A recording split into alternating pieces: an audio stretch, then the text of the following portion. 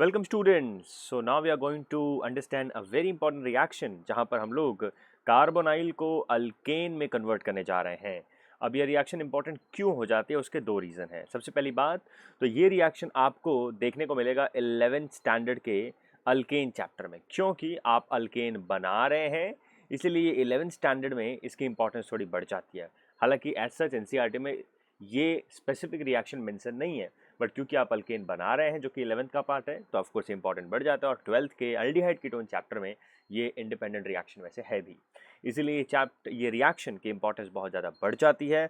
अब उसमें दो सब रिएक्शन यानी कि Clemmensen reduction and Wolff Kishner reduction हमें डिटेल में समझना होगा, क्योंकि इन्हीं दो रिएक्शंस की वजह से, इन्हीं दो टूल्स की वजह से हम लोग कार्बोनाइल्स को अल्केन में कन्वर्ट करते हैं। तो चलो शुरू करते हैं डिस्कशन को। सो एल्डिहाइड कीटोन में हमारे पास दो इंपॉर्टेंट रिएक्शन है जो रिडक्शन टू अल्केन्स यानी कि कार्बोनाइल को अल्केन्स में कन्वर्ट करते हैं। सबसे पहले रिएक्शन है क्लेमेंशन रिडक्शन और दूसरी रिएक्शन है वुल्फ किश्नर रिडक्शन। ठीक है फ्रेंड्स, तो चलो डिटेलिंग लेते हैं जरा। ये देखिए फ्रेंड्स, ये है आपका कीटोन। देखिए फ्रेंड्स, ये एल्डिहाइड भी हो सकता है अगर यहाँ पर H लगा होगा। ठीक है, तो ये एल्डिहाइड हो या कीटोन हो मुझे उससे कोई मतलब नहीं है। मेरे पास ये कीटोन है और मैंने इसकी रिएक्शन करवा दी zinc mercury in presence of HCl और थोड़ी सी हीटिंग। ये जिंक मर्क्यूरी को हम लोग लिख देते हैं zinc amalgam. What is amalgam? याद रखिए फ्रेंड्स, जब भी मर्क्यूरी किसी मेटल के साथ बॉन्ड बनाता है तो उसे हम लोग बुलाते हैं एमालगम। क्या बुलाते हैं फ्रेंड्स? एमालगम। हाँ, यहाँ पर दो इंपॉर्टेंट बात याद रखिए कि दो ऐसे मेटल हैं जो मर्क्यूरी के साथ बॉन्ड नहीं बनाते, वो है आयरन और प्लैटिनम। ये दो मेटल मर्क्यूरी के साथ बॉन्ड नहीं बनाते और यही इसका रीज़न है कि गवर्नमेंट्स एक स्टेट से दूसरे स्टेट में मर्क्यूरी को आयरन सिलेंडर में ट्रांसपोर्ट करती हैं। ठीक है, तो याद रखिएगा एमालगम होता क्या है। जब भी कोई मेटल मर्क्यूरी के साथ बॉन्ड बनाता है उसे एमालगम बुलाते हैं। इस केस में हमारे पास है zinc amalgam in presence of HCl और थोड़ी सी हीटिंग। तो दो ही ऐसे मेटल हैं जो एमालगम फॉर्म नहीं करते, उनके नाम याद रखिए। ठीक है फ्रेंड, तो ये जो पूरा सेटअप है ये है क्लेमेंशन रिडक्शन का सेटअप।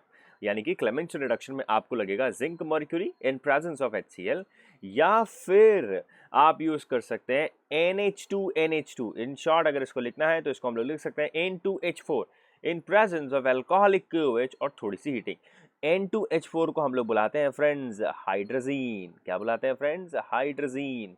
तो हाइड्रोजीन और अल्कोहलिक KOH यानी कि बेसिक मीडियम में थोड़ी सी हीटिंग करिए और ये जो सेटअप है that is the setup of Wolff Kishner reduction, और ये आपका कन्वर्ट कर देगा कीटोन को अल्केन में।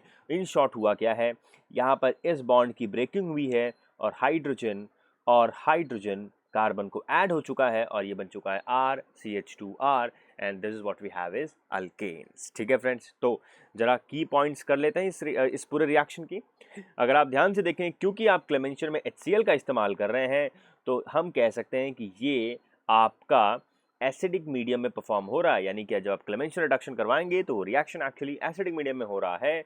और वुल्फ किश्नर में अगर आप ध्यान से देखें तो आप यूज कर रहे हैं अल्कोहलिक KOH, और अल्कोहलिक KOH ऑफ कोर्स एक बेस है, यानी कि वुल्फ किश्नर रिडक्शन में बेसिक मीडियम का इस्तेमाल होता है। अब यहाँ पर एक बहुत ही इंपॉर्टेंट कैच है। वो कैच क्या है कि अगर आप ऐसे कंपाउंड्स की रिएक्शन करवा रहे हैं, ऐसे कंपाउंड्स का क्लेमेंशन रिडक्शन करवा रहे हैं जिसमें कोई ऐसा ग्रुप है जो एसिड के साथ रिएक्ट कर सकता है, तो आपको उस कंपाउंड को क्लेमेंशन रिडक्शन के साथ रिएक्ट नहीं करवाना चाहिए या फिर क्लेमेंशन रिडक्शन के साथ सब्जेक्ट नहीं करना चाहिए। अगर आपके पास ऐसा कोई कंपाउंड है जिसमें ऐसा कोई ग्रुप है जो बेस से रिएक्ट कर जाता है तो उसे वुल्फ किश्नर से ना कराइए, उसे क्लेमेंशन से लेकर जाइए। तो ये क्लेमेंशन पर भी इक्वली एप्लीकेबल है। अगर आपके पास कोई एसिड सेंसिटिव या ऐसा कोई ग्रुप जो एसिड से रिएक्ट कर जाता है उसे क्लेमेंशन से नहीं, उसे वुल्फ किश्नर के पाथ से लेके जाइए। और अगर आपके पास कोई ऐसा कोई ग्रुप है जो बेस के साथ रिएक्ट कर जाता है तो उसे वुल्फ किश्नर के रास्ते से नहीं, क्लेमेंशन के रास्ते से लेकर जाइए। ठीक है, अब ये सब तो काफ़ी कुछ थ्योरी बात हो गई, जरा इसे प्रैक्टिकली हम लोग करके भी देखेंगे। ठीक है, तो कुछ एग्जाम्पल्स जरा हम लोग लेंगे, कुछ एग्जाम्पल्स लेंगे। फॉर एग्जाम्पल मेरे पास है 2-ब्यूटेनॉन। ठीक है फ्रेंड, 2-ब्यूटेनॉन में मैंने यहाँ पर इसकी रिएक्शन करवा दी zinc amalgam in presence of HCl। ठीक है, और इसी की रिएक्शन वापस मैंने करवा दी इन प्रेजेंस ऑफ हाइड्रोजीन लिया मैंने और अल्कोहलिक KOH लेकर मैंने हीटिंग करा दी। तो फ्रेंड्स, क्योंकि आपके पास सिर्फ कार्बोनाइल कंपाउंड है तो यहाँ पर और यहाँ पर ये अल्केन में कन्वर्ट होके आपको रिएक्शन हो जाएगा, ठीक है, ब्यूटेन और ब्यूटेन मिल जाएगा। और एग्जांपल्स लीजिए फ्रेंड्स, ये देखिए आप, और यहाँ पर OH लगा दिया इस बार मैंने, तो ठीक है फ्रेंड्स, रिएक्शन हम लोग वही करते हैं, यहाँ पर जिंक एमालगम और यहाँ पे hydrazine in presence of alcoholic KOH। तो फ्रेंड यहाँ पे अगर आप जिंक एमालगम ले रहे हैं, zinc amalgam in presence of HCl ले रहे हैं, तो आप जरा ध्यान से देखिए, रिएक्शन कुछ इस तरह से होगी कि ये तो CH2 में कन्वर्ट हो जाएगा, बट शायद आपको ये मालूम है कि OH एक एसिड सेंसिटिव ग्रुप है, ये H+ के साथ रिएक्ट करके यहाँ पर ये फॉर्म कर सकता है प्रोटोनेटेड अल्कोहल। तो वापस से क्या हो सकता है, यहाँ पर बीटा एलिमिनेशन हो सकता है, H यहाँ पर निकल सकता है और हमें अल्कीन मिल सकता है। तो आप जरा ध्यान से देखिए, आप तो चाहते थे कि CO CH2 में कन्वर्ट हो जाए, लेकिन उसके साथ साथ OH ने भी रिएक्शन कर दिया। तो क्या आप इस रिएक्शन को क्लेमेंशन के रास्ते से लेकर जाएंगे? बिल्कुल नहीं, ठीक है। अच्छा, अगर मैं वोल्फ-किश्नर के रास्ते से लेके जाता, यानी कि N2H4 की रिएक्शन मैं अल्कोहलिक KOH के साथ करवाता, तो क्या होता?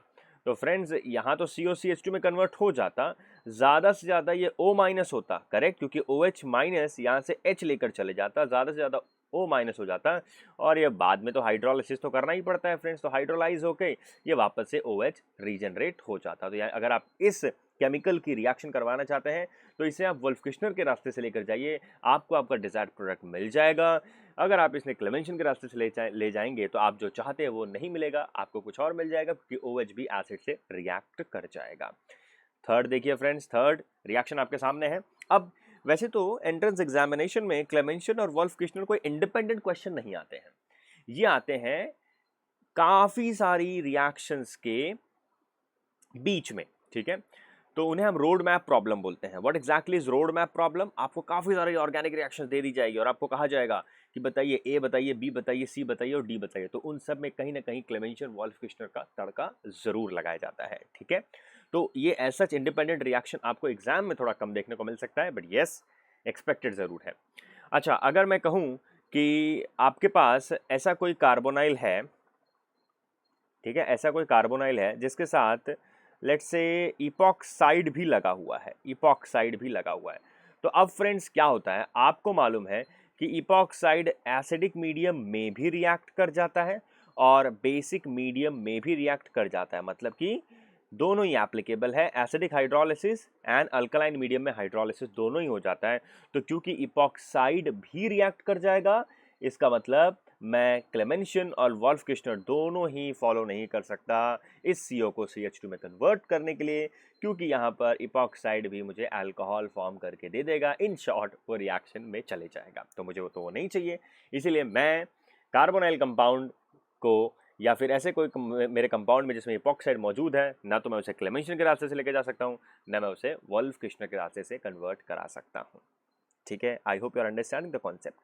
अगली रिएक्शन देखते हैं फ्रेंड्स, अगली रिएक्शन देखते हैं। अगर आपके पास कार्बोनाइल कंपाउंड है और लेट्स से आपके पास यहाँ पर कोई हैलोजन है, लेट्स से क्लोरीन है, आप उसे zinc amalgam in presence of HCl इसके रास्ते से लेके जा रहे हैं, और दूसरा रास्ता आपने फॉलो किया N2H4 in presence of alcoholic KOH, ठीक है फ्रेंड्स। तो आप जरा ध्यान से देखिए, क्योंकि Cl HCl से रिएक्ट करने वाला नहीं है, तो सीधा सीधा ये रिएक्शन इस तरह से हो जाएगा और Cl को कुछ भी होने वाला नहीं है, ठीक है फ्रेंड्स, Cl को कुछ भी होने वाला नहीं है। बट अब यहाँ पे Cl ये जो ग्रुप है वो थोड़ा सा बेस सेंसिटिव ग्रुप है, क्योंकि OH- H की तलाश में है। तो वो क्या कर सकता है फ्रेंड, यहाँ से H लेकर ये Cl को सिस्टम से बाहर निकाल सकता है। अब आपके मन में सवाल आएगा कि सर उसने यहाँ के H को क्यों नहीं लिया? सिंपली यहाँ पर एक रूल आता है फ्रेंड, और वो रूल है साइडजेफ, ठीक है, साइडजेफ रूल, ठीक है, साइडजेफ रूल। साइडजेफ साहब ने ऐसा कहा था कि जब भी आपके पास एक स्मॉल साइज बेस हो तो आप वहां से हाइड्रोजन निकालिए, उस कार्बन से, उस बीटा कार्बन से हाइड्रोजन निकालिए जिसके पास कम हाइड्रोजन है, ठीक है। तो यहाँ पे ये रूल काम आएगा, तो हम इस रूल को अप्लाई कर देते हैं। ये CO तो CH2 में कन्वर्ट हो जाएगा, लेकिन यहाँ पर डबल बॉन्ड आ जाएगा जो हमें नहीं चाहिए था।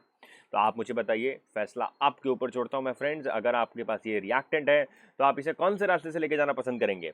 यस, आप इसे क्लेमेंशन के रास्ते से लेके जाना पसंद करेंगे, वॉल्फ किश्नर के रास्ते से आप इसे ले जाना पसंद नहीं करेंगे, ठीक है, क्योंकि आपके पास एक ऐसा ग्रुप है जो बेस के साथ रिएक्ट करने की टेंडेंसी रखता है। तो इन शॉर्ट कहने का मतलब क्या था? कहने का मतलब इतना था कि जब भी आपके पास कोई एसिड सेंसिटिव ग्रुप मौजूद हो apart from carbonyl, Wolff Kishner का रास्ता लेके जाओ, फायदा होगा। और अगर आपके पास कोई कंपाउंड में कोई बेस सेंसिटिव कंपाउंड है या बेस सेंसिटिव ग्रुप है तो उसे क्लेमेंशन के रास्ते से लेके जाओ, फायदा होगा, ठीक है फ्रेंड्स।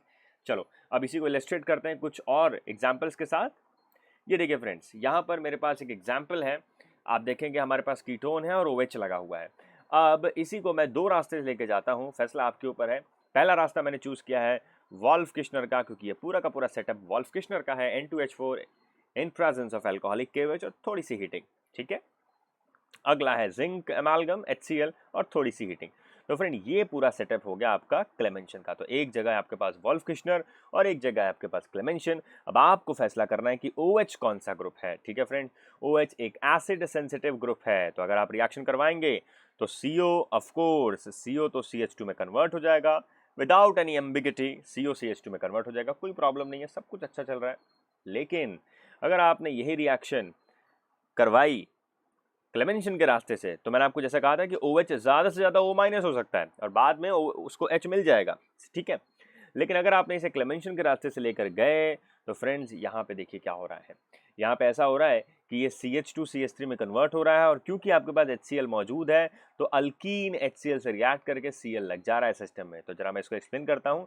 ये देखिए फ्रेंड, यहाँ पे ये प्रोटोनेशन हुआ और मैं पूरा का पूरा सिस्टम ऊपर का वैसे ही रखता हूँ, ये हो गया OH2+। अब ये जैसे ही लीव किया फ्रेंड्स, देखिए ज़रा ध्यान से समझिए, ध्यान से समझिए फ्रेंड्स। तो यहाँ पर अगर आप देखेंगे तो यहाँ पर एक प्लस चार्ज क्रिएट हो चुका है, ठीक है फ्रेंड।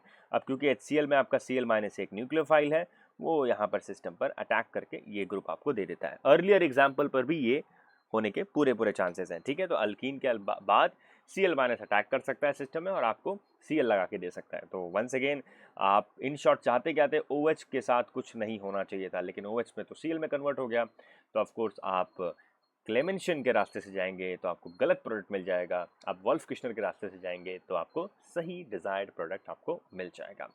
कुछ और इलस्ट्रेशन देखते हैं फ्रेंड्स। ये देखिए इस बार Cl ले लिया है और आई थिंक आप जान चुके हैं कि Cl एक बेस सेंसिटिव ग्रुप है। तो पहला रास्ता हमने चूज किया है क्लेमेंशन का और दूसरा रास्ता हमने चूज किया है वॉल्फ किश्नर का। जरा देखते हैं क्या होता है।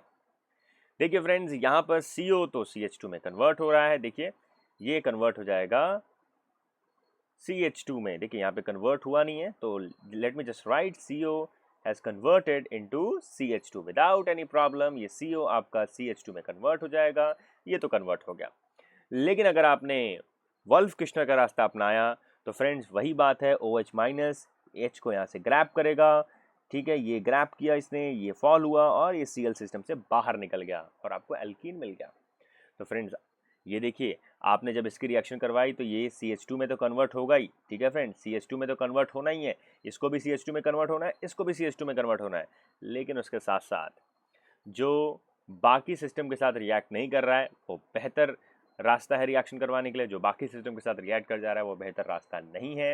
यानी कि क्योंकि Cl एक बेस सेंसिटिव ग्रुप है तो आप वॉल्फ किश्नर के रास्ते से नहीं जाएंगे, आप क्लेमेंशन के रास्ते से जाएंगे, ठीक है फ्रेंड। सो इंपॉर्टेंट बात, Clemention reduction uses acidic reagent and hence should not be used for acid sensitive group। तो ये जो मैं आपको शुरू से कहते आ रहा हूँ उसे मैंने लिख कर आपको दे दिया है कि Clemention reduction क्योंकि ये एसिडिक रिएजेंट का इस्तेमाल करता है, इसीलिए आप ऐसे ग्रुप्स की या ऐसे कंपाउंड्स की रिएक्शन उसमें ना करवाएं जिसमें एसिड सेंसिटिव का मतलब जो एसिड के साथ रिएक्ट कर जाता है उसे अपने कंपाउंड में ना लें, और अगर वो है तो उसकी रिएक्शन आप क्लेमेंशन से ना कराएं।